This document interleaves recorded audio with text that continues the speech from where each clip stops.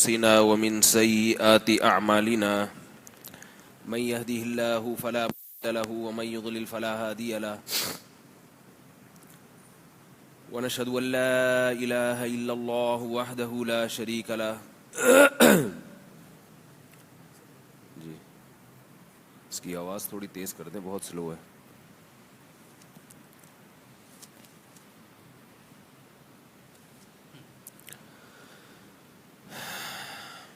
الحمد لله نحمده ونستعينه ونستغفره ونؤمن به ونتوكل عليه ونعوذ بالله من شرور أنفسنا ومن سيئات أعمالنا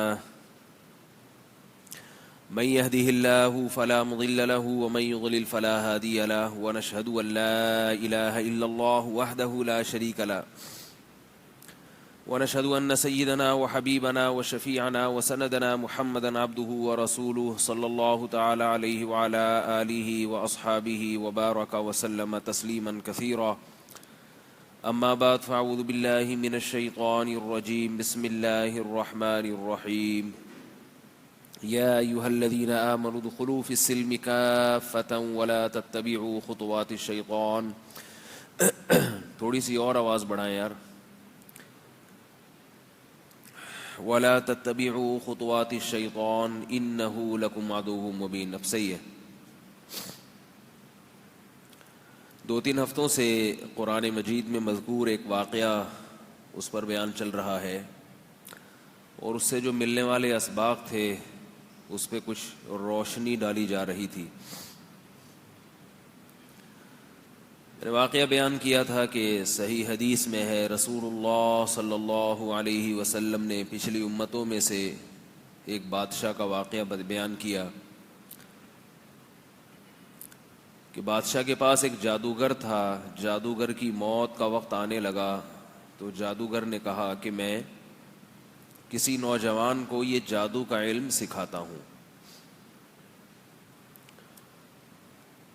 تو ایک نوجوان تھا، وہ جادوگر کے پاس جایا کرتا، راستے میں کسی راہب کی عبادت گاہ بھی تھی، راہب کے پاس سے ہو کے جاتا اور واپسی پہ بھی راہب کے پاس سے ہو کے گزرتا۔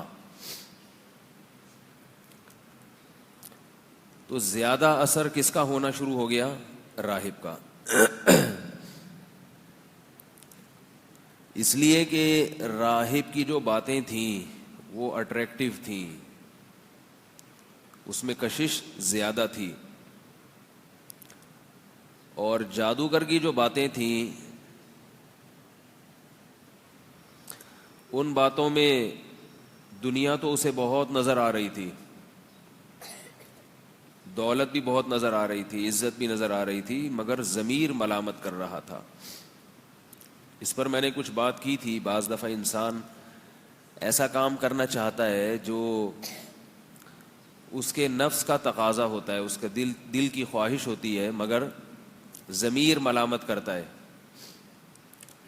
تو جو غیرت مند لوگ ہیں وہ اپنے ضمیر کی آواز کو سنتے ہیں اور ضمیر کی پکار پر لبیک کہتے ہیں اور اپنی دنیا کو قربان کر دیتے ہیں، اور جن میں غیرت نہیں ہے وہ ایسے موقع پر، آزمائش کے موقع پر، اپنے ضمیر کی آواز کو کچل دیتے ہیں اور اپنی خواہشات کو پورا کر لیتے ہیں۔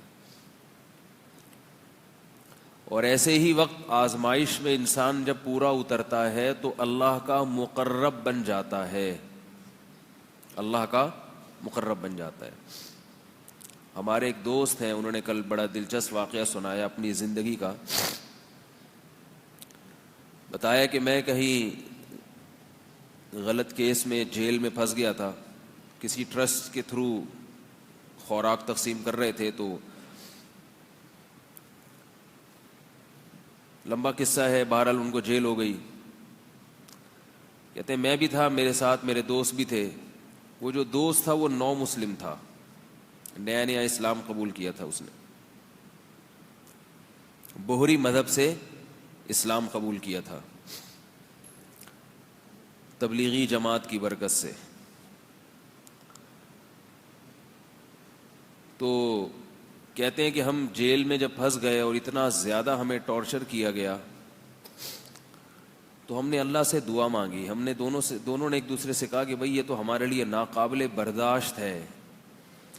تو کہتے ہیں کہ ہمیں وہ واقعہ یاد آیا کہ ایک غار کا منہ پتھر سے بند ہو گیا تھا. غار کا منہ پتھر سے بند ہو گیا تھا، مشہور واقعہ ہے نا. تو تین آدمی غار کے اندر پھنس گئے.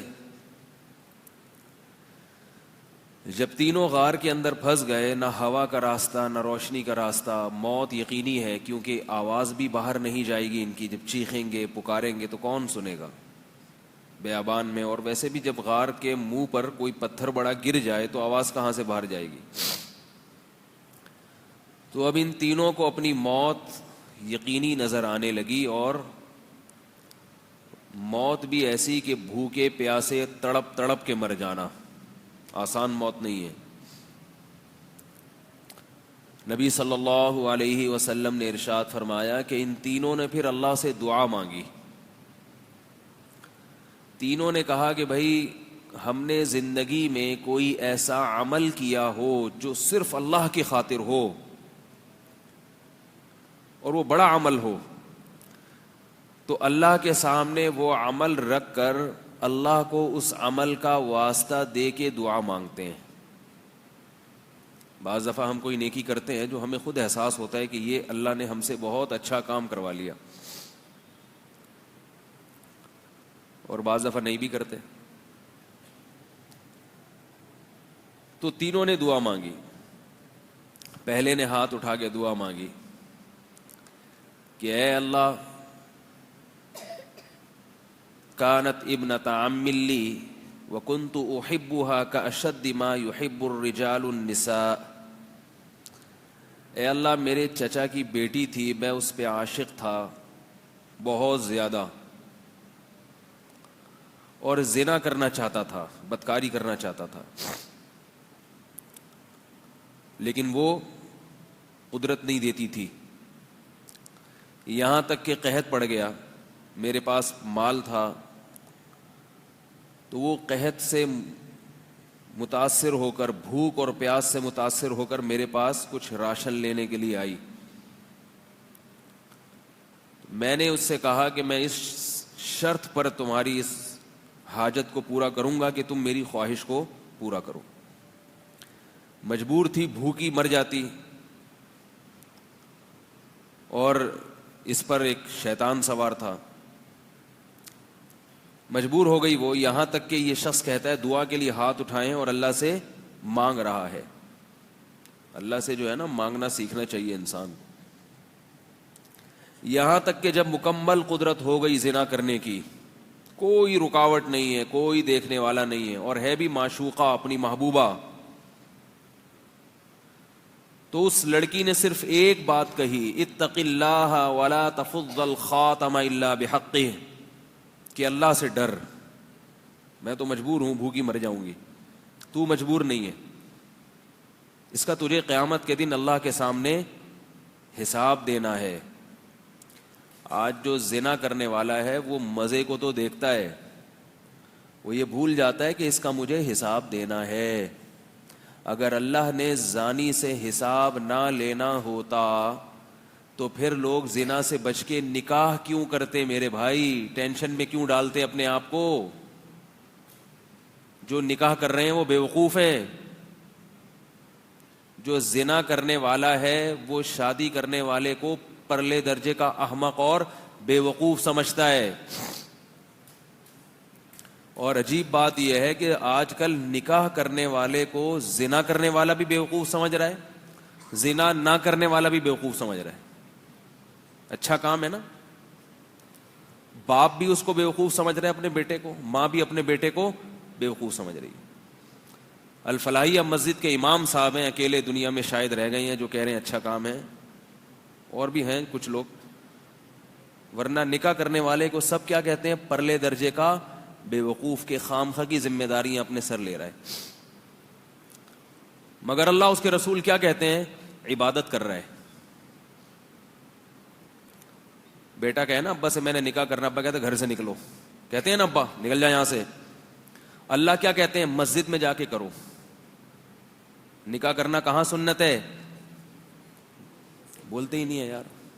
اللہ نے کیا کیا؟ میرے گھر سے مت نکلو, شادی ہال میں نہ کراؤ, کہاں کرواؤ؟ مسجد میں. ابھی الحمدللہ مسجدوں میں نکاحوں کا رواج بڑھ گیا ہے. اللہ کہتے ہیں میرے گھر میں آ کے کرو. ابا نے گھر سے نکال دیا کوئی پرابلم نہیں, ماں نے نکال دیا کوئی پرابلم نہیں ہے, نکاح ہوگا مسجد میں ہوگا. نکاح کرو گے ابا کی طرف سے صلواتیں سننے کو ملیں گی, اماں کی طرف سے اپنے خرچے پہ اگر کر رہے ہو, یہ بتا دوں میں اپنی ذمہ داری, یہ بار بار ایسا نہ ہو ابا کے خرچے پہ. ابا نے پال کیا, جوان کر دیا, بس ابا کی ذمہ داری پوری ہو گئی, اب جو ہوگا اپنے خرچے پہ ہوگا. اپنے خرچے پہ کر رہے ہو اور ابا نے صلواتیں سنانا شروع کر دی, جو کہ کریں گے ضرور. اماں نے شروع کر دی, بہنوں نے تانے کوسنے دینا شروع کر دیے. ابھی بہت ہنس رہا ہے یہ بچہ جو ہے نا, بہت ہنس رہا ہے, چھوٹا ہے نا. اگر یہ بالغ ہو چکا ہوتا تو یہ رو رہا ہوتا. کہتے ہیں میرے دل کی آواز. یہ بچہ بہت ہنس رہا ہے, اس کو پتہ ہی نہیں بیچارے کو. جب یہ بالغ ہوگا پھر یہ بیان سنے گا تو پھوٹ پھوٹ کے روئے گا. کہے گا کہ آپ کو کیسے پتہ چل گیا میرے دل میں کیا ہے. تو ابا بھی صلواتیں سناتے ہیں, اماں بھی صلواتیں سناتی ہیں, محلے والے بھی, معاشرے والے بھی. مگر اللہ کیا کہتے ہیں؟ جب نکاح ہوگا تو پہلے خطبہ ہوگا, خطبہ. اللہ کی حمد و ثنا ہوگی. صلواتوں کا بالکل اپوزٹ ہو گیا کہ نہیں ہو گیا؟ دعائیں ہوں گی, دعائیں, حدیثیں ہوں گی, قرآن کی آیات ہوں گی. نکاح سے پہلے خطبہ دیا جاتا ہے نا, کیا خیال ہے؟ اور نکاح پڑھواؤ گے کس سے؟ فقہاء لکھتے ہیں, اس پر علماء کا اتفاق ہے کہ قوم کا جو نیک آدمی ہو اس سے نکاح پڑھوانا چاہیے. تو وہ حقیقت میں ہو نہ ہو وہ تو اللہ ہی جانتا ہے, لیکن لوگ جس کو نیک سمجھتے ہوں. تو اللہ تعالیٰ اس میں حوصلہ افزائی کی جتنی بھی ان عناصر تھے نا, وہ سارے کے سارے اس میں اللہ تعالیٰ ڈال رہے ہیں. پھر آپ اگر نکاح کریں گے, خاندان ٹائم پہ اگر نکاح کریں گے, بڑھاپے میں کریں گے پھر لوگ خوش ہوتے ہیں. اگر آپ بڑھاپے میں نکاح کر لیا نا آپ نے, آپ ہوگا 48 سال کے, 50 سال کے, تو پھر تو لوگ رشتہ تلاش کرتے ہیں, بھائی اب کرا دو یار. 15-20 سال کی بات کر رہا ہوں, جو جوانی کی عمر ہے جس میں اصل حکم ہے شریعت کا کہ نکاح کرو. اس عمر میں اگر آپ کر رہے ہیں تو پھر یہ صلواتیں, تانے اور یہ الٹی سیدھی باتیں. تو اس میں اگر آپ کریں گے بھی تو آپ کوشش کریں گے سب کو پتہ نہ چلے, ورنہ معاشرہ ہمارے پیچھے پڑ جائے گا. اتنی کچی عمر میں, بچپن میں شادی کر دی اس کی, یہ کوئی عمر ہے؟ ایسی ایسی باتیں کریں گے. تو اللہ نے کیا کہا کہ جب نکاح کرو تو دھوم دھام سے ولیمہ کرو. دھوم دھام کا مطلب پبلک کو خوب اکٹھا کرو, اس لیے کہ صحیح کام ہو رہا ہے, غلط کام نہیں ہو رہا. ولیمہ کرو, کھانا کھلاؤ پبلک کو, ادھر ادھر چھپن چھپائی کھیلنے کی ضرورت نہیں ہے. لوگ کرتے ہیں نا تو بھاگ کے آتے ہیں ادھر, میرے کہنے کو مل جائے گا کمرہ ومرہ مل جائے گا, بھاگا ہوا ہوں میں. اور یہ بھی فرمایا کہ مجمع میں کرو. مجمع میں غلط کام کیا جاتا ہے, غلط کام تو چھپ کے کیے جاتے ہیں نا. میں ابھی آ رہا ہوں اصل وہ موضوع پر, یہ میرا موضوع نہیں ہے, لیکن تھوڑا تھوڑا ہمیں اپنی بھی تو ایک خواہش ہے وہ پوری کرنے دینا.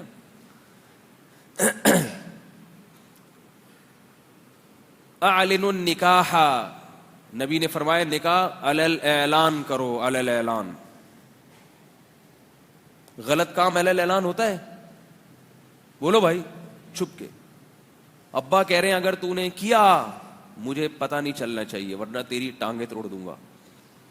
اماں کہہ رہی اگر پتہ چلا کہ تو نے 17 سال کی عمر میں شادی کر لی, اتنے موٹے موٹے آنسو, میں قوم کو کیا منہ دکھاؤں؟ اپنے خرچے پہ کیے اس نے 17 سال پہ, اگر کوئی جاب لگ گئی ہے, کوئی وراثت میں پیسے مل گئے, اپنے خرچے کی بات کر رہا ہوں, یہ ذہن میں رکھو. تو اماں کیا تانا دیتی ہیں, ابا کیا تانا دیتے ہیں, پتہ نہیں چلنا چاہیے کسی کو. تو اللہ کیا کہتے ہیں اپنے حبیب صلی اللہ علیہ وسلم کی زبان سے، اعلن النکاح، نکاح علی الاعلان کرو، پبلک کو بتاؤ کہ ہو گئی ہے یا ہو رہی ہے، تاکہ پبلک میں جو کنوارے بیٹھے ہوئے ہیں ان کو بھی شرم آئے کہ یہ 17 سال کے ہو کے کر سکتا ہے اور ہم 47 کے ہو گئے. اور ایک اور عجیب جملہ کہا، وَلَوْ بِالدَّفْ، ڈھول بھی بجاؤ. ویسے ڈھول بجانا منع ہے نا، وہ ایک ڈھول بجانا منع پہ ایک واقعہ ایسا آتا ہے کہ ایک مولوی صاحب ہمیشہ ڈھول کے خلاف بیان کیا کرتے تھے کہ ڈھول بجانا منع ہے، ڈھول بجانا منع ہے. اب ان کا بچہ گم گیا تو لوگوں نے کہا بھائی ڈھول بجا کے ڈھنڈورا پیٹو پورے محلے کو. پہلے زمانے میں ڈھول بجتا تھا سب اکٹھے ہوتے تھے، بھائی کیا ہو رہا ہے تو بتاؤ میرا بچہ گم گیا. اب وہ ڈھول بجانا منع ہے، وہ تو ساری زندگی بیان یہ کرتے رہیں گے ڈھول بجانا منع ہے، تو پبلک کو اکٹھا کیسے کریں؟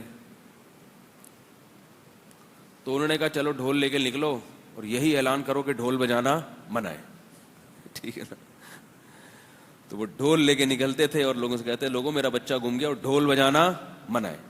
لوگ کہتے تھے بھائی ڈھول کیوں بجاؤ رہے؟ کہ نہیں تو میں اس لیے تاکہ آپ کو ایک شرعی مسئلے کا علم ہو جائے، لوگ اکٹھے ہوں ان کو پتہ چلے کہ ڈھول بجانا منع ہے. خیر، تو نبی نے کیا فرمایا؟ دف بجاؤ، ڈھول. ڈھول کا مقصد یہ ہے کہ جب ڈھول بجے گا تو سارے محلے کو خبر ہو جائے گا کہ فلانے کی فلانی کے ساتھ شادی ہو گئی. تو کتنی حوصلہ افزائی ہے دیکھو. اس لیے بار بار میں کہتا ہوں کہ یہ جو اپنی چادر ہے نا، اس کی ماحول اور رسم و رواج کی چادر، اس کو اٹھا کے باہر پھینک دو، ورنہ یہ معاشرہ تمہیں کسی کام کا نہیں چھوڑے گا، یہ اچھے کام پہ اپریشیٹ نہیں کرتا، یہ ہمیشہ غلط باتوں کی ترغیب دیتا ہے. وَإِن تُطِعْ أَكْثَرَ مَنْ فِي الْأَرْضِ يُضِلُّوكَ عَنْ سَبِيلِ اللَّهِ، اللہ فرماتے ہیں اگر زمین میں اکثریت کو فالو کرو گے تو یہ تمہیں اللہ کے راستے سے ہٹا دیں گے. تو ان 3 غار میں جو چھپے ہوئے لوگ تھے انہوں نے دعا مانگی. ایک نے کہا کہ اللہ جب وہ چچا زاد بہن جس پہ میں عاشق تھا اس پہ مجھے مکمل قدرت ہو گئی تو اس لڑکی نے کیا کہا؟ اتق اللہ، میں تو مجبور ہوں، تو مجبور نہیں ہے، اللہ سے ڈر. تو میں یہ عرض کر رہا تھا کہ زانی یہ بھول جاتا ہے کہ اس کا مجھے قیامت کے دن حساب دینا ہے، حساب دینا ہے اس کا.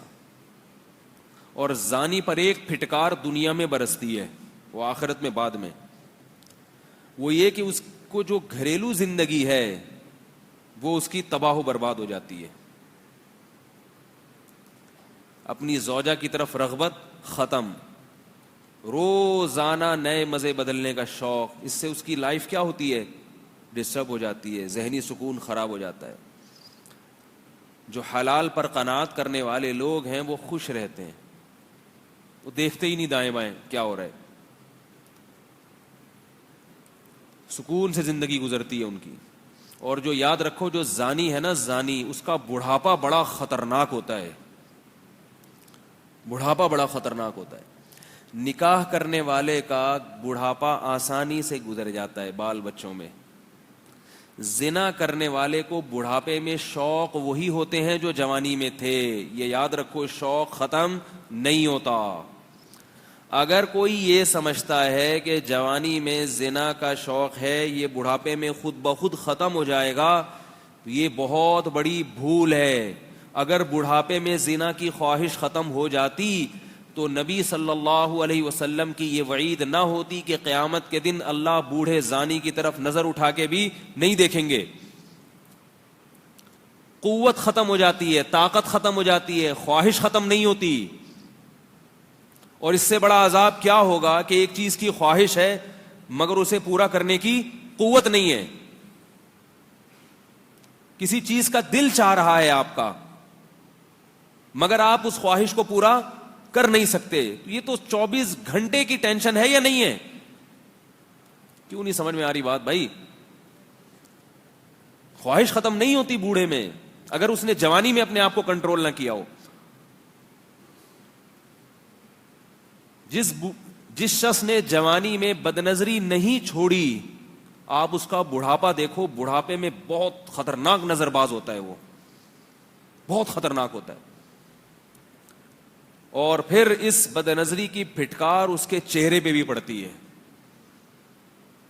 اور توبہ کی توفیق پھر اکثر نصیب نہیں ہوتی.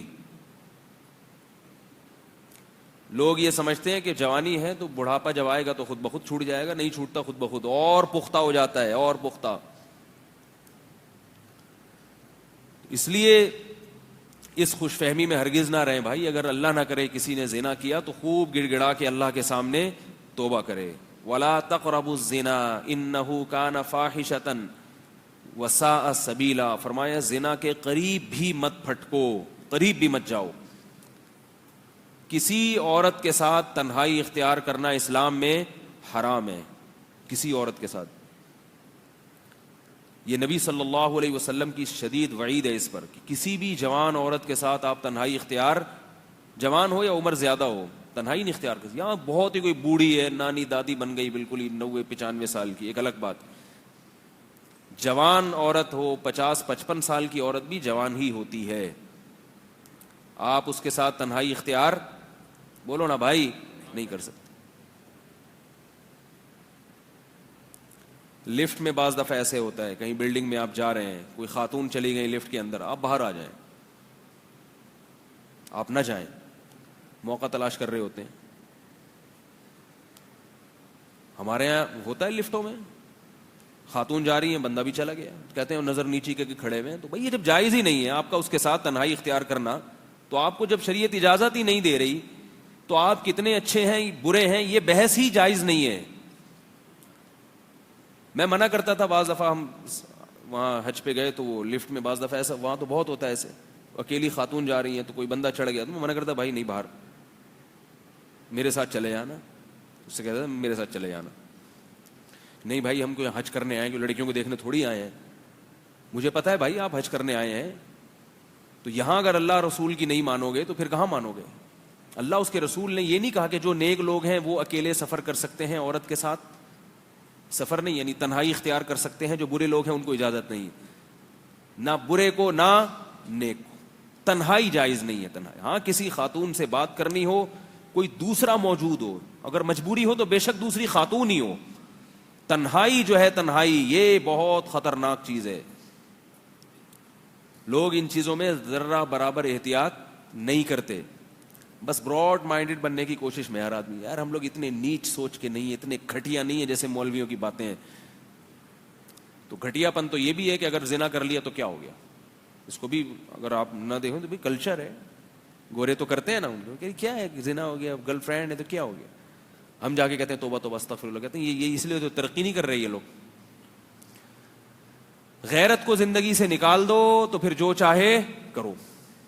پھر نہ جمعے کا بیان سننے کی ضرورت، نہ اتوار کا، نہ کسی عالم کے پاس جانا، نہ کسی بزرگ کی بھی ضرورت نہیں. اور اگر غیرت والی زندگی گزارنی ہے تو شریعت کے ان احکامات کو فالو کرنا پڑے گا. تنہائی عورت کے ساتھ جائز نہیں ہے. ہمارے ایک دوست سے یونیورسٹی میں بہت بڑے پروفیسر تھے، کیا ہیں الحمدللہ. تو یونیورسٹی کی جو لڑکیاں ہیں بعض دفعہ ان سے اپنے پرائیویٹ بلکہ پرسنل جو میٹر ہے نا اس پہ مشورے لیتی ہیں. اب وہ بعض چیزیں ایسی ہوتی ہیں کہ وہ تنہائی کے بغیر وہ بتا نہیں سکتی اپنی بات.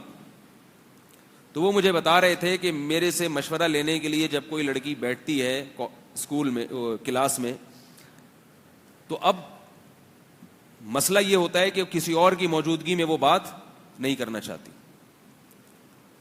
تو میں نے کہا کہ یا تو آپ اس سے موبائل پہ بات کر لیں، اور اگر یہ ممکن نہیں ہے تو کلاس کا دروازہ کھول کے رکھیں مکمل.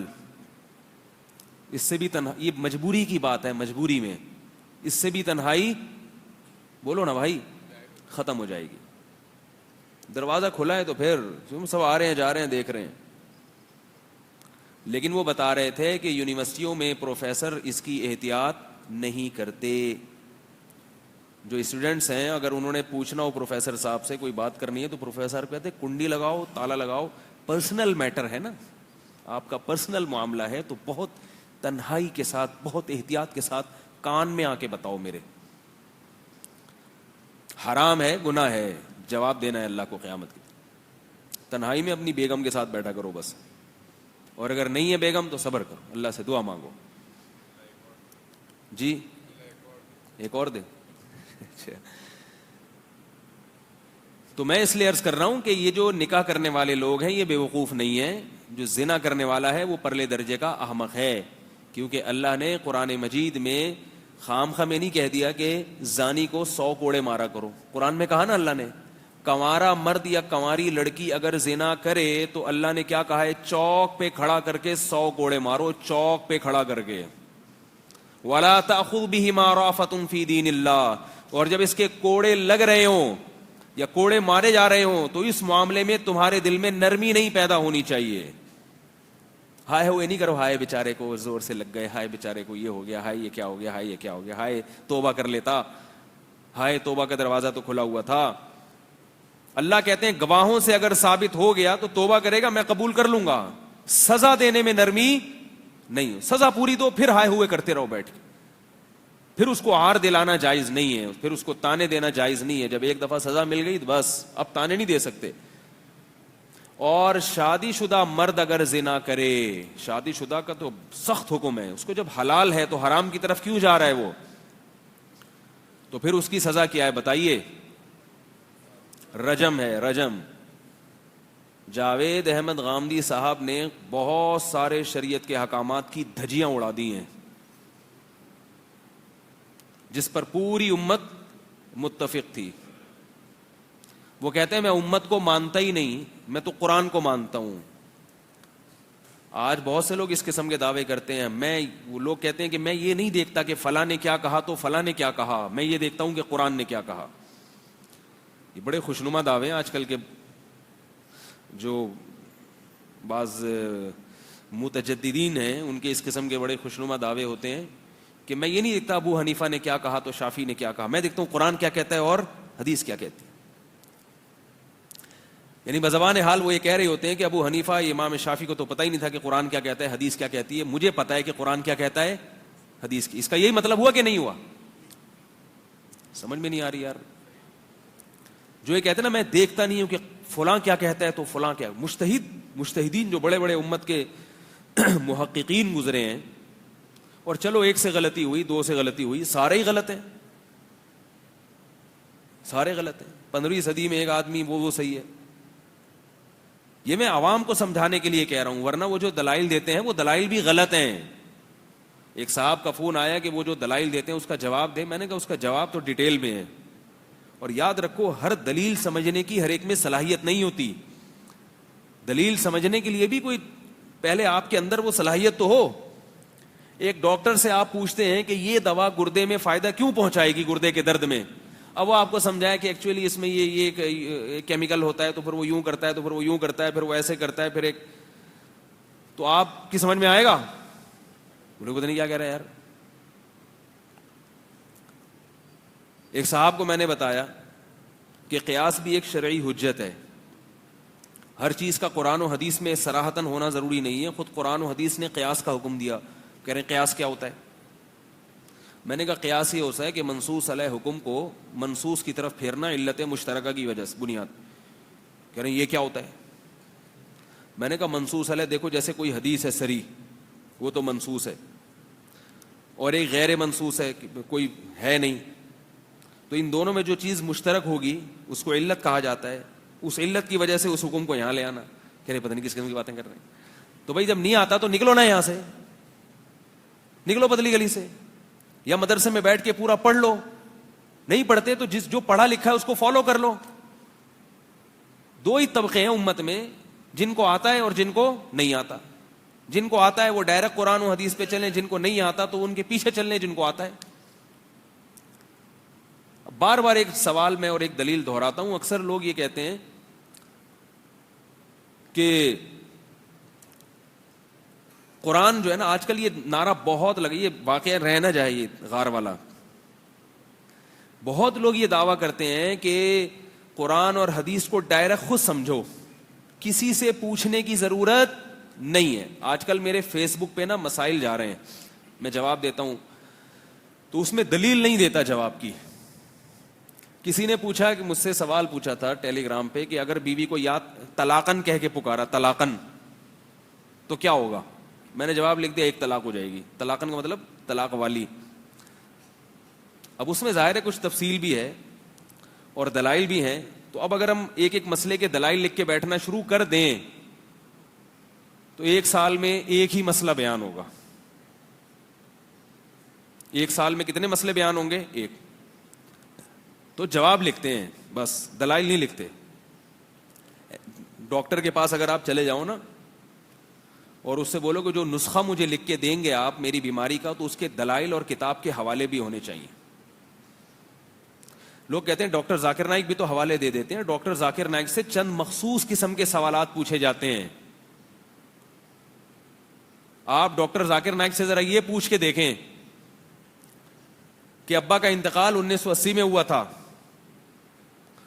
وراثت چھوڑی تھی، اس پہ بڑے والے بیٹے نے ایک منزل اوپر بنائی، پھر منجلے بیٹے نے ایک اور اسٹوری بنا دی اوپر، اس میں ٹائلیں ہمارے بہنوں ہی نے لگائی ہیں کیونکہ وہ بہن کے ساتھ گھر داماد بنے ہوئے ادھر ہی رہا کرتے تھے. ٹائلیں اس نے لگا دی، پھر یہ کر دیا، پھر وہ کر دیا. سن 2000 میں والدہ کا بھی انتقال ہو گیا. پھر اب 2017 میں وراثت تقسیم کر رہے ہیں. مفتی صاحب اس کا جواب دیں. اب یہ ڈاکٹر ذاکر نائک سے آپ پوچھیں، پھر میں دیکھتا ہوں وہ کیسے کہتے ہیں چیپٹر نمبر 3 اور آیت نمبر فلاں. میں ڈاکٹر ذاکر نائک کے مخالف نہیں ہوں، ان کا بہت احترام کرتا ہوں، اللہ ان سے بہت کام لے رہا ہے. مطلب یہ کہ لوگ ہمیں یہ تانا دیتے ہیں کہ حوالہ کہاں ہے اس کا. ارے بھائی، تو ڈاکٹر ذاکر نائک اگر مفتی ہوتے پھر ان سے مسائل پوچھتے، پھر حوالے دیتے، اور اگر دیتے حوالہ تو ایک پروگرام میں ایک مسئلے کا جواب ہوتا. اور اس حوالے پر جو اعتراضات اٹھتے وہ تو چونکہ مجمع ایسا ہوتا ہے، کوئی حدیث جب وہ بتاتے ہیں تو اس مجمع میں اس طرح کے لوگ نہیں ہوتے جو اس حدیث پر اعتراض کریں.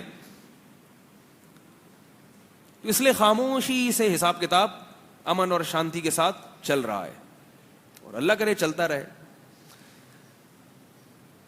تو مفتی سے اگر آپ پوچھیں گے جو سارا دن بیٹھ کے لوگوں کو مسائل بتا رہا ہے، تو آپ ڈاکٹر کے پاس گئے، ڈاکٹر صاحب بخار بہت تیز ہو رہا ہے، علاج کیا ہے؟ ڈاکٹر نے کہا یہ والا انجیکشن.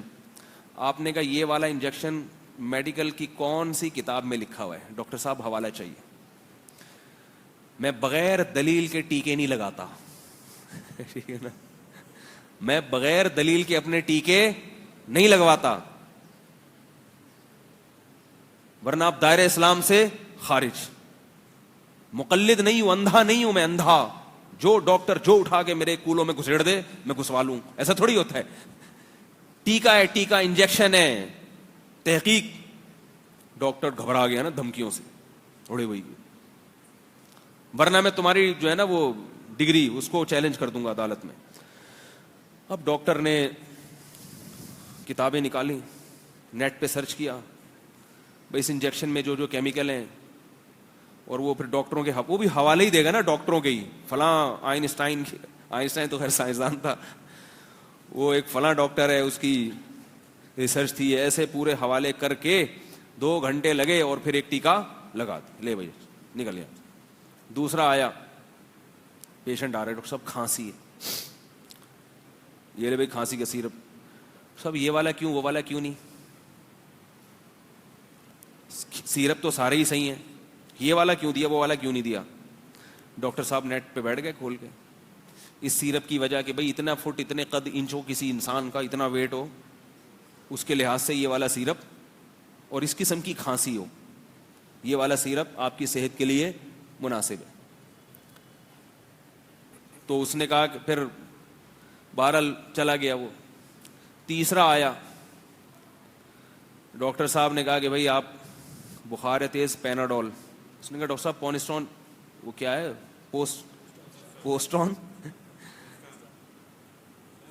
پونسٹان جو دوا آتی ہے اس کی بخار کی، پونسٹون کیوں نہیں لکھ کے دیا؟ پیراسیٹامول کیوں نہیں دیا آپ نے؟ پیناڈول کیوں دے رہے ہو؟ ڈاکٹر صاحب کہہ رہے ہیں بھائی پیناڈول میں پیراسیٹامول شامل ہے، کیا دلیل ہے اس کی؟ نظر تو نہیں آ رہی. حوالے، ڈاکٹر کہے گا میں کلینک بند کر کے جا رہا ہوں، سارا دن میں مکھیاں مارنے کے علاوہ کچھ بھی حاصل نہیں ہو رہا. لائن لگی ہوئی ہے پیشنٹس کی لائن لگی ہوئی ہے، اور 3 گھنٹے میں صرف 3 مریض دیکھ چکا ہوں، اور جو دماغ استعمال ہوا ہے حوالے تلاش کرنے میں وہ ایک ٹینشن الگ. اب آپ بھاگے وہاں سے، آپ پیشنٹ تھے، آپ نے کہا یار تو دلیل نہیں دیتا، اب میں اپنا ایک میڈیکل کالج کھولوں گا جماعت المسلمین کے نام سے. یہی ہو رہا ہے. میں ایک نیا فرقہ بناؤں گا میڈیکل سائنس میں جو دلیل سے دوائیں دیا کرے گا. جو دوائیں کس سے دے گا؟ جب بھی دے گا تو دلیل سے دے گا, کیونکہ یہ سارے ڈاکٹر لوگوں کو اندھا مقلد بنا رہے ہیں. پھر وہ جماعت المسلمین کے نام سے ایک میڈیکل کالج کھولے گا, پھر اس کا پارٹ 1 بنے گا, پھر اس کا پارٹ 2 بنے گا, پھر وہ ٹکڑوں میں تبدیل ہوتے چلے جائیں گے. ڈرامے بازی کے علاوہ کچھ بھی نہیں ہے جو صدیوں سے. آپ لوگ کہتے ہیں نا غلط علماء بھی تو ہوتے ہیں, تو بھائی صحیح کو پہچان لو. صحیح بھی تو ہوتے ہیں اگر غلط ہوتے ہیں. تو جیسے صحیح اور غلط ڈاکٹر میں پہچان کرنے کے لیے دماغ لڑاتے ہو, تو ایسے ہی صحیح عالم میں اور جاہل عالم میں یا باطل عالم میں, اس میں پہچان کرنے کے لیے تھوڑا سا دماغ لڑا لیا کرو, اور اندازہ ہو جاتا ہے انسان کو. پھر ان کی تقلید ہی کرنی ہے, ان کی پیروی کرنی ہے. واٹس ایپ پہ ایک صاحب نے مجھے کہا کہ سعودی عرب کے جو شیخ بن باز رحمہ اللہ تعالیٰ تھے, مفتی اعظم تھے, وہ کسی کی تقلید نہیں کرتے تھے. وہ فقہ حنبلی کو فالو تو کرتے تھے, مگر وہ کہتے تھے کہ میں امام احمد کی تقلید نہیں کرتا, میں صرف قرآن و سنت کو مانتا ہوں, اس کے حساب سے فتویٰ دیتا ہوں میں. تو وہ واٹس ایپ میں جنہوں نے مجھے میسج بھیجا, ان کا نظریہ یہ تھا کہ دیکھو ان کا مذہب صحیح ہے, اور ہمارے بارے میں کہا کہ آپ لوگ تو امام ابو حنیفہ کو فالو کرتے ہو. سوال سمجھ میں آیا؟ یعنی یہاں کے علماء تو امام ابو حنیفہ کو فالو کر رہے ہیں, اور سعودیہ کے جو مفتی اعظم ہیں وہ کسی کو فالو نہیں کر رہے. وہ کس کو فالو کر رہے ہیں؟ قرآن و سنت کو. وہ دلیل کو فالو کر کے فتویٰ دیتے ہیں. اب جواب سمجھو, سنو میرا, اللہ کرے جواب سمجھ میں آ جائے. جواب ہی سمجھ میں آیا تو قرآن و سنت کہاں سے سمجھ میں آئے گا آپ لوگوں کے. میں نے کہا کہ شیخ بن باز قابل احترام تھے ہمارے لیے, وہ تو قرآن و سنت کو فالو کر کے جب فتویٰ دیتے ہیں تو آپ اس فتوے کو فالو کرتے ہو کہ نہیں کرتے؟ یا آپ پھر ڈائریکٹ قرآن و سنت ہی کو فالو کرتے ہو؟ نہیں آ رہی بات. آپ تو ان کے فتوے ہی کو فالو کرو گے نا, اس اعتماد پر کہ انہوں نے دعویٰ کیا ہے کہ میں قرآن و سنت کو فالو کرتا ہوں. لہذا آپ ڈائریکٹ قرآن و سنت کو فالو کر رہے ہو یا ان کے فتوے کو فالو کر رہے ہو؟ اگر آپ ڈائریکٹ قرآن و سنت کو فالو کر رہے ہو تو شیخ بن باز کا درمیان میں واسطہ لانے کی پھر ضرورت کیا ہے؟ پھر ان کے حوالے دینے کی ضرورت کیا ہے؟ ان کے فتاوی کی کتابوں کو آگ لگا دو پھر. اور اگر آپ بن باز کو اس لیے فالو کر رہے ہو کہ ان کا یہ دعویٰ ہے کہ میں صرف قرآن و سنت کو فالو کرتا ہوں, تو خدا کی قسم یہ دعویٰ امام احمد ابن حنبل نے 1000 دفعہ کیا ہوگا کہ میں صرف قرآن و سنت کو فالو کرتا ہوں. تو پھر امام احمد ابن حنبل کے فتوے کو فالو کرنا یہ بن باز کے فتوے کو فالو کرنے سے زیادہ اہم ہے. کیوں؟ امام احمد ابن حنبل 4 اماموں میں سے ایک امام ہیں جن پر پوری امت مسلمہ نے اعتماد کیا ہے. شیخ بن باز یقیناً میرے لیے قابل احترام ہے, قابل اعتماد ہے, مگر پوری امت مسلمہ کے لیے قابل اعتماد نہیں ہے. ان کے بہت سے فتاوی پر امت کی اکثریت نے اعتراض کیا کہ یہ غلط ہیں, جس میں 3 طلاق کا مسئلہ بھی ہے. تو یہ عجیب بات ہے کہ بن باز کی تقلید کرو تو اس کو اتباع کا نام دے دو, امام احمد بن حنبل کی تقلید ہو تو اس کو جہالت کا نام دے دو اور شرک کا نام دے دو. کوئی گل تو نہیں نہ ہوئی پائیں. کوئی پنجابی بیٹھے ہوتے تو اس وقت کیا کہتے؟ کوئی گل تو نہیں نہ ہوئی.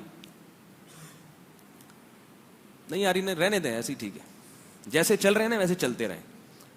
اٹھا کر پھینک دو باہر گلی میں, نئی تہذیب کے انڈے ہیں گندے. ہمارا دین یتیم نہیں ہے کہ آج کوئی 15ویں صدی میں بیٹھ کے قرآن و حدیث ہمیں سمجھا رہا ہو. یہ تحقیقات چلی آ رہی ہیں, اور جتنا پیچھے جائیں گے, جتنا اسلاف کو فالو کریں گے, اتنا قرآن و سنت کے قریب ہو جائیں گے. اور جتنا بعد والے لوگوں کو فالو کریں گے, نام قرآن و سنت کا ہوگا مگر قرآن و سنت سے اتنا ہی دور ہٹتے چلے جائیں گے. بات قرآن و سنت کی نہیں ہے, قرآن و سنت کی تشریح کی ہے. تشریح کیا کرتے ہو آپ قرآن و سنت کی؟ عوام کو قرآن و سنت کی تشریح کے نام پہ بیوقوف بنانا بہت آسان ہے, بہت آسان. اگر تشریح کے نام پہ بیوقوف بنایا جائے تو ہر آدمی نے قرآن و سنت کا لیبل لگایا ہوا ہے, اور لوگوں کو اسلاف سے بدگمان بھی کر رہا ہے, اور کہتا اپنے آپ کو کیا ہے کہ میں صرف اسلاف کو فالو کرتا ہوں, میں بعد والوں کو فالو نہیں کرتا. یعنی بعد والے کسی اور کو فالو کیا کرتے تھے. یہ بات یاد رکھیں, یہ امت یتیم نہیں ہے کہ یہ پورا ایک سلسلہ ہمارا, 1 سیکنڈ کے لیے بھی امت کبھی گمراہی پہ جمع نہیں ہوئی ہے, کیونکہ محمد صلی اللہ علیہ وسلم آخری نبی ہیں. آپ کے بعد اللہ نے علماء کو انبیاء کا وارث بنایا ہے، اور آپ کے بعد نہ کوئی نبی آئے گا نہ کوئی مذہب آئے گا، لہذا ہر دور میں اس مذہب کی حفاظت اللہ تعالیٰ کرتے رہیں گے. کل ایک میسج آیا میرے پاس جماعت المسلمین والوں کی طرف سے. میسج میں یہ تھا کہ کیا نبی کے دور میں حنفی تھے، کیا نبی کے دور میں اہل حدیث تھے، کیا نبی کے دور میں دیوبندی تھے، کیا نبی کے دور میں بریلوی تھے؟ کچھ بھی نہیں تھا. نبی کے دور میں صرف اور صرف کون تھے؟ مسلم تھے. آؤ جماعت المسلمین میں شامل ہو جاؤ. بڑے خوبصورت نعرے ہیں. کیا نبی کے دور میں جماعت المسلمین نام کی کوئی مسجد تھی؟ مسجد المسلمین بولو بھائی. نبی کے دور میں تو نمرہ مسجد تھی، مسجد نبوی تھی، مسجد قباء تھی، مسجد جن تھی. حالانکہ مسجدیں تو قرآن میں کیا کہ ان المساجد للہ، مسجدیں صرف کس کی ہوتی ہیں؟ اللہ کی. جن کی مسجد، مسجد جن. تو یہ تو صحابہ پر اعتراض ہوتا ہے، نبی پر ہوتا ہے. جن کی مسجد، اس کا نام مسجد جن رکھ دیا. ارے بھائی کسی کا نام رکھنے سے یہ لازم نہیں آتا کہ اس کی جو تعریف ہے یا اس کے جو اوصاف ہیں وہ اوصاف تبدیل ہو گئے. حقیقت تھوڑی تبدیل ہوتی ہے. پانی کو آپ اگر دودھ کہنا شروع کر دو تو پانی پھر بھی پانی رہے گا. اگر ڈاکٹر نے آپ کو کہا کہ پانی پیا کرو پیاس کے وقت، آپ چائنیز تھے، چائنیز زبان میں مثال کے طور پر پانی کو دودھ کہا جاتا ہے. ایک مثال دے رہا ہوں، کہا نہیں جاتا. کہیں چائنا جا کے دودھ مانگنا شروع کر دیں آپ لوگ. تو آپ جب اس کو اپنی زبان میں ڈیفائن کرو گے تو کیا کہو گے؟ بھائی دودھ چاہیے. لوگ کہیں گے دودھ تو دودھ ہوتا. بولے میں ہمارے یہاں دودھ کس کو کہا جاتا ہے؟ پانی کو کہا جاتا ہے. الفاظ میں نہیں الجھو، الفاظ میں الجھنے کی اجازت نہیں ہے ہمیں. جن کی مسجد تھی جماعت اور ان لوگوں کی مسجدوں کے نام کیا ہوتے ہیں؟ مسجد المسلمین. مطلب یہ کہ باقیوں جو ہے نا وہ مسجد الکافرین ہے. نام ایسا فرقہ وارانہ نہ رکھا ہے کہ الفلاحیہ مسجد تو مسلمین کی ہے ہی نہیں. تو یاد رکھو یہ جو دیوبندی بریلوی اہل حدیث کہا جاتا ہے اس لیے کہا جاتا ہے کہ یہ سب ایک دوسرے کو مسلمان سمجھتے ہیں. اب اگر ان میں کوئی فرقہ اپنا نام مسلم رکھ لیتا تو یہ دوسرے پر تانا ہوتا کہ گویا کہ یہ غیر مسلم ہے. چونکہ سب مسلم ہیں تو جب کافر کے سامنے ہمارا تعارف ہوگا تو دیوبندی بریلوی اہل حدیث سے نہیں ہوگا، پھر ہوگا مسلم اور غیر مسلم سے. لیکن جب مسلمان کا آپس میں تعارف ہوگا پھر یہ نہیں کہ میں مسلم، اس کا مطلب وہ کہے گا میں کیا کافر ہوں جو. اس کی مثال ایسے ہے جیسے ہم سب پاکستانی ہیں نا، کنٹری کے لحاظ سے، ملک کے لحاظ سے ہم سب کیا ہیں؟ پاکستانی. سارے یہاں پاکستانی بیٹھے. اب یہ سارے یورپ میں چلے گئے، کسی کنٹری میں جمع ہوئے، میز پہ بیٹھے ہوئے ہیں، کھانا کھا رہے ہیں 4 آدمی. ایک جاپانی بیٹھا ہوا ہے، ایک فرانسیسی بیٹھا ہوا ہے، ایک امریکی بیٹھا ہوا ہے، ادھر ایک پاکستانی ہے جس میں ایک پنجابی ہے، ایک سندھی ہے، ایک مہاجر ہے. تو اب وہاں جب تعارف ہوگا تو سندھی پنجابی مہاجر سے نہیں ہوگا، بلکہ یہ امریکی ہے، یہ جاپانی ہے، یہ فرانسیسی ہے، اور یہ کیا ہے؟ پاکستانی. لیکن جب پاکستان میں سب بیٹھے ہوئے ہیں، سب کو پتہ ہے کہ پاکستانی ہے، سب اپنا شناختی کارڈ یہاں چپکا کے بیٹھے ہوئے ہیں، پاسپورٹ ہاتھ میں ہے سب کے. اب جب آپ پوچھیں گے بھائی تم کیا ہو، تو کہے گا یار میں تو پنجابی ہوں، یار میں تو لاہوری ہوں، یار میں تو سندھی ہوں، حیدرآبادی ہوں.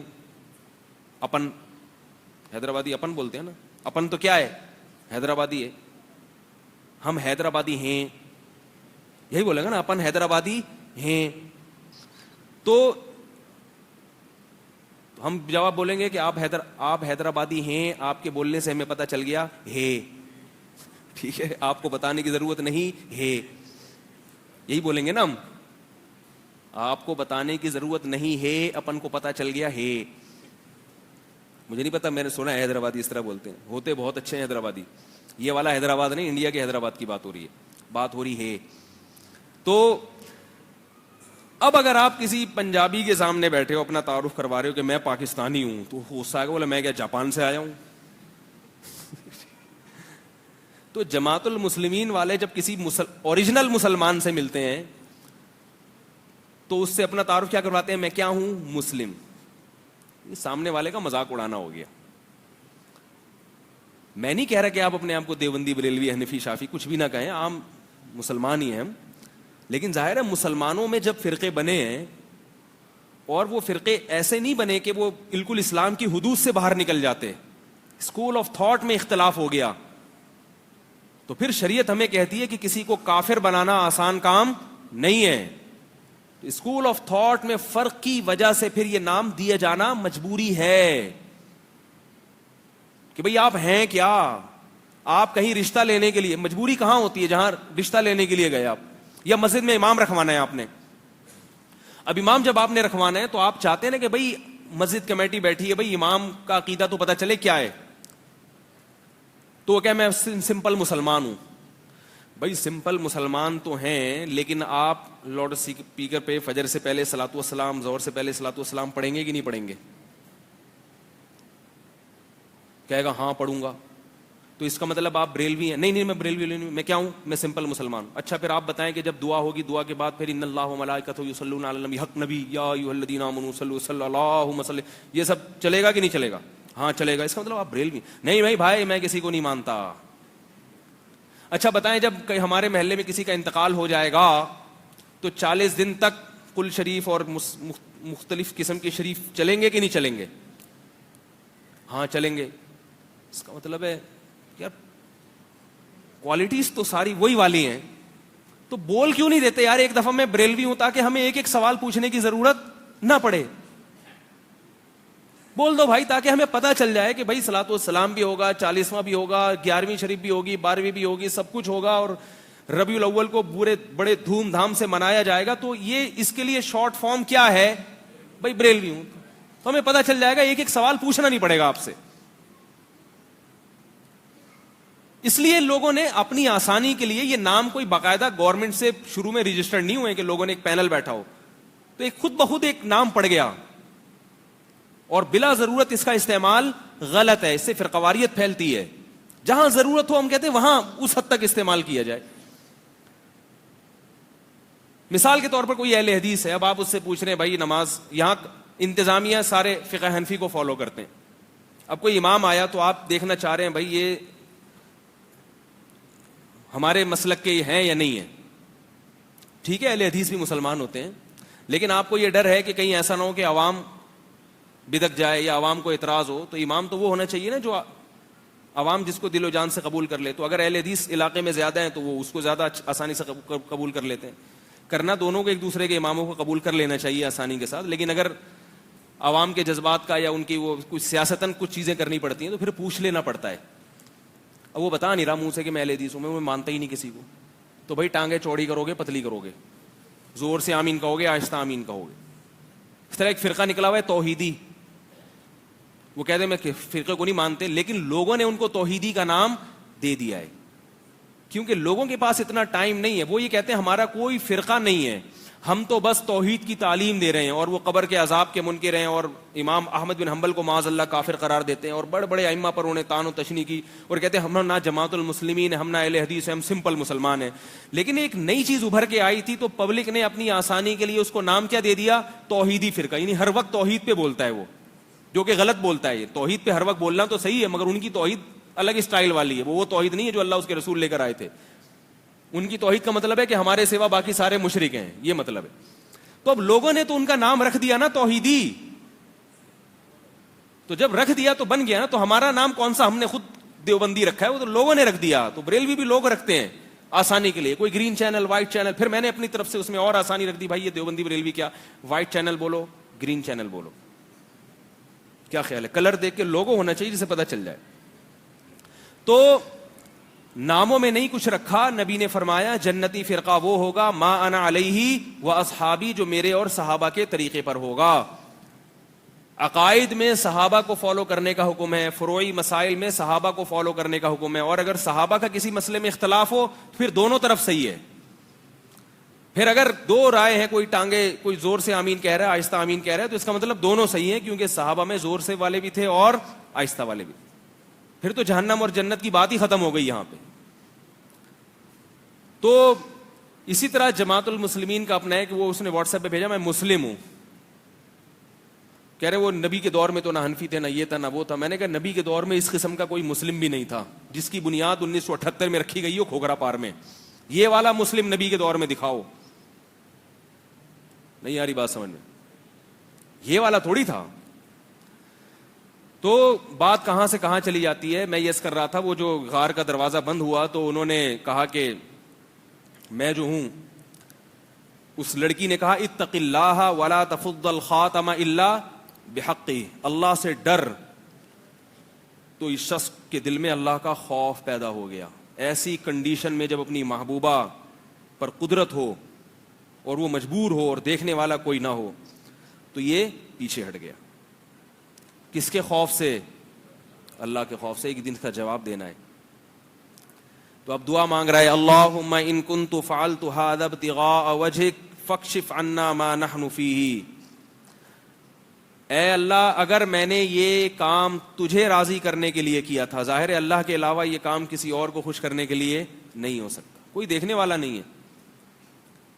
اگر اللہ تیری رضا تھی تو آج جس مصیبت میں میں مبتلا ہوں اس مصیبت کو مجھ سے دور کر دے. غار کا دروازہ تھوڑا سا سرک گیا. ہم خود تو اللہ کے لیے کبھی کچھ کرتے نہیں ہیں، اللہ سے شکایتیں کرتے ہیں کہ وہ تو ہمارے لیے کچھ کرتا ہی نہیں، حالانکہ اللہ پھر بھی بہت کچھ کر رہا ہے ہمارے لیے، مانتے نہیں ہیں. غار کا دروازہ سرکا ہے اتنا کہ سانس آنا شروع ہو گیا ان کا. دوسرے نے دعا مانگی اے اللہ میرے پاس ایک شخص آیا، مزدور تھا، دہاڑی بنتی تھی، شام کو جب دہاڑی دینے کا وقت آیا میرا اس سے جھگڑا ہو گیا، وہ دہاڑی لیے بغیر واپس چلا گیا. تو وہ جو اس کی اجرت تھی وہ میں نے الگ کر کے کاروبار میں لگا دی، گائے بھینسیں بکریاں خرید لیں. وہ ہوتے ہوتے ایک دو گائے سے پورا ریوڑ تیار ہو گیا. وہ کئی سال کے بعد آیا اور اس نے کہا میری اجرت دو.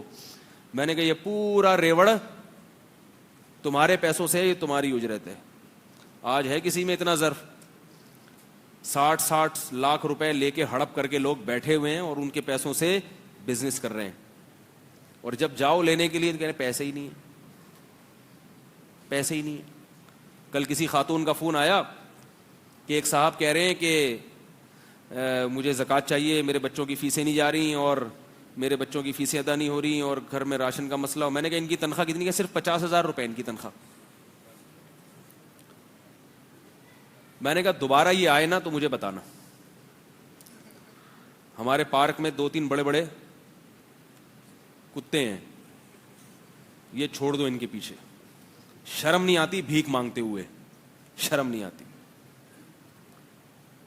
جس کے پاس 2 وقت کھانے کو روٹی ہے اس کے لیے کسی کے سامنے ہاتھ پھیلانا حرام ہے. اگلے دن کے لیے آپ ہاتھ نہیں پھیلا سکتے. آپ صبح اٹھے، آپ کو پتا ہے کہ میرے بازوؤں میں اتنی طاقت ہے کہ آج میں 2 وقت کا کھانا خود بھی کھا سکتا ہوں، اپنی بیوی کو بھی کھلا سکتا ہوں اور بچوں کو بھی. 3 ٹائم کا نہیں. ناشتے کے پیسے اگر نہیں ہے تو بھیک نہیں مانگ سکتے آپ. یاد رکھو مسئلہ. 2 ٹائم کے کھانے کے اگر پیسے ابھی نہیں ہے لیکن آپ کو پتا ہے دہاڑی لگے گی اور 2 ٹائم کا کھانا خود بھی کھا سکتا ہوں، اپنی بیوی کو بھی کھلا سکتا ہوں، اپنے بچوں کو بھی، تو اگلے دن کے لیے پیسے مانگنا حرام ہے. نہیں آ رہی سمجھ میں؟ کیونکہ جب آج کے لیے ہے تو آج تو ہو جائے گا، جب کل آئے گی پھر کل دیکھنا. کل اگر نہیں ہے کھانے کو پھر آپ بھیک مانگ سکتے ہیں، لیکن عزت دار لوگ پھر بھی نہیں مانگتے. لیکن بہرحال شریعت نے اجازت دی ایسے موقع. ہر آدمی زکوٰۃ کے لیے کشکول لے کے کھڑا ہوا ہے، زکوٰۃ دے دو، زکوٰۃ دے دو، زکوٰۃ دے دو. ہاں زکوٰۃ دینے کے حکام الگ ہیں. بغیر مانگے دے سکتے ہیں آپ، اگر وہ نصاب کا مالک نہیں ہے، 52.5 تولہ چاندی سے کم ہے، مانگتا بھی نہیں ہے تو پھر دے سکتے ہیں آپ اگر غریب ہے. لیکن اس کے لیے مانگنے کی اجازت نہیں ہے. مانگنے کے حکام الگ ہیں، اس کے لیے قوانین سخت ہیں. بغیر مانگے کسی کو دے دینا اس میں شریعت نے آسانی رکھی ہے. تو دوسرے نے کہا کہ اللہ یہ سارا ریوڑ، یہ سارا مال کس کا ہے؟ حالانکہ شرعی طور پر وہ مال اس کا نہیں تھا. آپ کے پاس اگر پیسے آپ بزنس کرتے ہو تو اس کا یہ مطلب نہیں کہ سارا بزنس. اس کے شرعی حکم کیا ہے وہ ایک الگ مسئلہ ہے، وہ میں بیان کر رہا. لیکن اس نے کہا کہ اس کے ضمیر نے ملامت کی کہ یہ سارا پیسہ اس کا تھا، اس کے پیسوں سے میں نے بزنس، تو سارا بزنس اس کو دے دیا جائے. تو وہ بھی ایسا نیمبو نچوڑ نکلا، ساری بھیڑ بکریاں لے گیا. ایک دفعہ بھی نہیں کہا کہ نہیں یار یہ اتنا تو نہیں، چلو تھوڑے سے ڈبل کر کے دے دو، 3 گنا دے دو. یہ کیا کہ سارا ہی بزنس دے دیا یار، آدھا تو رکھ لو. بعض ایسے نیمبو نچوڑ ہوتے ہیں معاشرے میں، نمازی بھی ہوتے ہیں، پرہیزگار بھی ہوتے ہیں، پیسوں کے معاملے میں لچڑ ہوتے ہیں. لچڑ سمجھتے ہیں؟ 1 نمبر کے لچڑ. دل نہیں ہے، دل پیسہ بہت ہے، دل نہیں ہے, پورا مال لے گیا اٹھا کے, شرم نہیں آئی. تو یہ کہنے لگا, اے اللہ اگر میں نے یہ سب تجھے خوش کرنے کے لیے کیا تھا, فاکشف عنا ما نحن فیہ ان کنت فعلت ذلک ابتغاء وجہک. تو کیا ہوا ہے کہ غار کا دروازہ تھوڑا سا اور ہل گیا, روشنی بھی آنا شروع ہو گئی, ہوا بھی آنا, لیکن اتنا نہیں کہ ابھی دونوں نکل سکے. تیسرے نے دعا مانگی, وقت میں جلدی میں نمٹاؤں, کہ اے اللہ میرے والدین تھے, بچے تھے جو کسی زمانے میں ہوا کرتے تھے, بچے بھی ہوتے تھے, والدین بھی ہوتے تھے, اب بھی ہوتے ہیں الحمدللہ. تو میں بکریاں چرانے جایا کرتا تھا, تو شام کو جب گھر آتا تو بکریوں کا دودھ نکال کے اپنے والدین کو پہلے پلاتا اور اس کے بعد بچوں کو پلاتا. پہلے ابا, پھر اماں, اور اس کے بعد بچے. اس دن میں لیٹ ہو گیا, آیا تو دیکھا والدین سو چکے ہیں, بچے جاگ رہے ہیں. مجھے اس بات سے شرم آئی کہ میں اپنے بچوں کو اپنے والدین پر ترجیح دوں. آج میں نے دیکھا ہے ابا کھانس رہا ہے, اس کی دوا کا کوئی خیال نہیں ہے, بچے کو ترجیح دی جاتی ہے. بچوں کا بڑا خیال ہے. ایک صاحب مجھے کہنے لگے, میں گھر, وہ بوڑھے تھے, سگریٹ بھی پیتے تھے, کہ میں سگریٹ پیتا ہوں تو میرا بیٹا مجھے کہتا ہے کہ ابا آپ کمرے سے باہر سڑک پہ جا کے پیا کرو, اس سے میرے بچے ڈسٹرب ہوتے ہیں, بیماریاں لگتی ہیں. میں نے کہا اس کو بولو کہ جب سگریٹ پیا کروں میں تو اپنے بچوں کو بولو کہ جب دادا سگریٹ پی رہے ہیں تو بیٹا آپ کمرے سے باہر نکل جاؤ. کتنی بے شرمی کی بات ہے, باپ کو کمرے سے باہر نکال رہے ہیں, بچوں کو باہر نکالو بھائی, دادا ابھی سگریٹ پی رہے ہیں. یہ تمیز ہے, تمیز, یہ ضروری ہے. بچوں کو باہر نکال دو, بیٹا دادا ٹھیک ہے سگریٹ پینا غلط ہے لیکن اب پی رہے ہیں, اب دادا ہیں, وہ دنیا چھوڑنے کے موڈ میں ہیں کہ میں چھوڑ دوں, میں مرا کیوں نہیں, میں ابھی تک اس عمر میں سگریٹ پی رہے ہیں. تو وہ کہہ رہے ہیں یار سب چلے گئے, میں کیوں نہیں گیا ابھی تک, اس لیے وہ پی رہے ہیں. اب ان کو تو نہیں روک سکتے نا آپ, تو اب وہ سگریٹ پی رہے ہیں, عادت ہے ان کی, اور آپ ان کی عادت نہیں چھڑوا سکتے, تو آپ اپنے بچوں کو ان کا تابع بنائیں, دادا کو اپنے بچوں کا تابع مت بنائیں. کیونکہ کل آپ بھی سگریٹ پیئیں گے تو آپ کے بچے کیا بولیں گے, ابا پتلی گلی سے نکلو. وہ یہ نہیں دیکھیں گے کہ ہمارے باپ نے بچپن میں ہمارا اتنا خیال کیا کہ ہماری خاطر اپنے باپ کو کمرے سے باہر نکال دیا کرتے تھے, وہ یہ نہیں دیکھیں گے. آپ اگر اپنی اولاد کو اپنے والدین پر ترجیح دو گے تو بچے آپ کے بڑھاپے میں یہ اس کو پازیٹیو نہیں لے کے جائیں گے کہ ہمارے ابا اتنے اچھے تھے کہ ہمارا اتنا خیال کیا. وہ کہیں گے جب ہمارے باپ نے اپنے باپ کا خیال نہیں کیا تو ہم اپنے باپ کا خیال کیوں کریں. اور یہ بھی پتا چلتا ہے کہ شادی جلدی کر لیا کرو تاکہ بچے دادا کو دیکھ لیں. جب آپ, حقیقت بتا رہا ہوں, پہلے لوگ اپنے باپ کی خدمت کرتے تھے اپنے بچوں کی موجودگی میں, جس سے بچے باپ کی خدمت کرنا سیکھتے تھے. باپ جب اپنے باپ کا احترام کرے گا بچوں کے سامنے, اور بچوں کو یہ 10-15 سال تک یہ پروسیس دیکھنے کا موقع ملے گا, تو بچوں کے لاشعور میں یہ بات بیٹھ جائے گی کہ ہمارے خاندان کی یہ پرمپرا ہے کہ ہمارے ہاں بڑوں کی ایسی خدمت ہوتی ہے. جیسے میرے ابا نے 20 سال دادا کی خدمت کی فالج میں, تو ہمیں بھی اپنے ابا کی خدمت کرنی پڑے گی. شادی اتنی دیر سے ہوتی ہے کہ دادا بننے سے پہلے فوت ہو جاتے ہیں. یہ سب کلچر ہمارا یہودیوں سے آیا ہے, جس نے تمہیں الو بنایا ہوا ہے اور تم اسی پہ چل رہے ہو, تمہارا سارا سسٹم خراب ہو رہا ہے. جلدی جلدی دادے بن جاؤ, جلدی جلدی. کتنا اچھا لگے گا آپ بولو گے میں دادا ہوں, 35 سال میں آپ بولو گے کہ میں کیا ہوں, دادا ہوں. آپ کہو گے کہ آپ کیوں نہیں ہیں ابھی تک اتنی باتیں کر رہے ہیں. مجھے یہ باتیں خود دیر سے سمجھ میں آئی ہیں. میں تو خود مولوی بنا ہوں, تو پھر میں تو 26 سال میں تو میں مولانا بنا ہوں. میں دیر سے مدرسے میں داخل ہوا, اگر میں جلدی داخل ہو جاتا تو آج میں دادا ہوتا, اور پھر کوئی مجھ سے منہ اٹھا کے بات کرتا تو میں اپنے بچوں اور پوتوں کی فوج لا کے کھڑا کر دیتا. بولا ان سے بات کرو, ان سے پہلے یہ پرمیشن دیں گے پھر مجھ سے بات کرنا. دادا تو دادا ہوتا ہے بھائی, یہ تو آج کل مشہور ہے نا, دادا ہے کیا تو محلے کا, کہتے ہیں نا لوگ. تو جوانی میں دادا دادی نانا نانی جوانی میں بن جایا کرو, بڑے فائدے ہیں اس میں. اور بچے پالنا کوئی ٹینشن نہیں ہے, یہ مسلط کیا ہوا ہے ہم نے. یاد رکھو, ماں باپ بچوں کو نہیں پالتے, بچے ماں باپ کو پالتے ہیں. جس گھر میں بچے ہوں نا تو ماں باپ خود بخود پل جاتے ہیں. بچے نہیں ہوں تو آپس میں لڑتے رہتے ہیں, ٹینشن رہتی ہے ان کو. بچے تو جوڑ پیدا کرتے ہیں, خاندانوں کو ملاتے ہیں. انٹرٹینمنٹ کا ایک سب سے بہترین ذریعہ ہے بچہ. ان کی باتیں, ان کی سوچ, ان کی چھلانگیں, ان کی عجیب عجیب چیزیں, وہ آپ ان کی حرکتیں تو دیکھو, ہر بچہ ایک نئی چیز ہوتا ہے وہ. تو وہ پالتے ہیں آپ کو, آپ کی ٹینشن دور کرتے ہیں. تو خیر وہ اس نے کیا کہا, اس نے کہا کہ اے اللہ, میں نے اپنے والدین, وہ میرے بچے آئے کہ ہمیں چاہیے دودھ, میں نے کہا کہ میں اگر والدین کو جگاؤں گا تو نیند خراب ہوگی, اور اگر اپنی اولاد کو پہلے پلا دوں گا تو یہ میرا معمول نہیں ہے کہ اپنی اولاد کو اپنے والدین پر ترجیح دوں. ساری رات پیالہ لے کے ان کے سر کے کنارے کھڑا رہا ہوں کہ خود ہی آنکھ کھلے گی تو مانگیں گے اور میں ان کو پیش کروں گا, اور بچے میرے پاؤں میں رو رہے ہیں. یہاں تک کہ فجر ہو گئی, صبح کا وقت ہو گیا, فجر کا ٹائم ہو گیا, والدین کی آنکھ کھلی اور میں نے ان کو دودھ پلایا, پھر وہ بچا ہوا بچوں کو پلایا. اللہم ان کنت فعلت ذلک ابتغاء وجہک, اے اللہ اگر یہ میں نے تجھے خوش کرنے کے لیے کیا ہے, فاکشف عنا ما نحن فیہ, جس مصیبت میں مبتلا ہوں اے اللہ تو ہمیں اس مصیبت سے نجات دے دے. حدیث میں آتا ہے کہ وہ غار کا جو پتھر تھا وہ لڑکا, فخرجوا ینطلقون او کما قال صلی اللہ علیہ وسلم, سب آرام سے نکل گئے. کتنی بڑی مصیبت سے اللہ نے بچا لی. جیسے اللہ دنیا کی مصیبتوں سے بچاتا ہے, آخرت میں اس سے بھی بڑی بڑی مصیبتوں سے اللہ تعالیٰ تقوی پر بچائے گا. تو بات یہاں سے شروع ہوئی تھی کہ وہ جو جادوگر کا, ہاں وہ جو ہمارے 2 دوست جیل میں تھے انہوں نے واقعہ سنایا تھا, وہ پھر میں اگلے ہفتے سناؤں گا, وقت پورا ہو گیا ہے تو اگلے ہفتے مجھے یاد دلائیے گا وہ واقعہ بھی, اور پھر وہ نوجوان والا واقعہ کہ وہ راہب کے پاس سے گزرتا تھا اور اس نے قربانی دی تھی, تو قربانی پہ اللہ نے کتنا نوازا. اگلے ہفتے پھر یہاں سے ملیں گے آپ سے انشاءاللہ. لائن پہ رہیے گا آپ لوگ.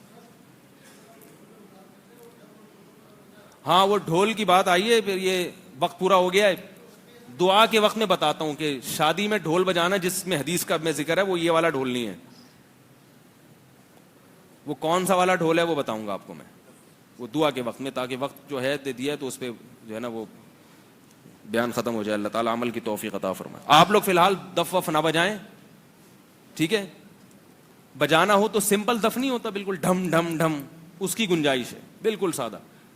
اور صرف ڈھول بجانے پر اکتفا کریں, ناچیں نہیں اس کے ساتھ. تو اگر شادی کرنی ہو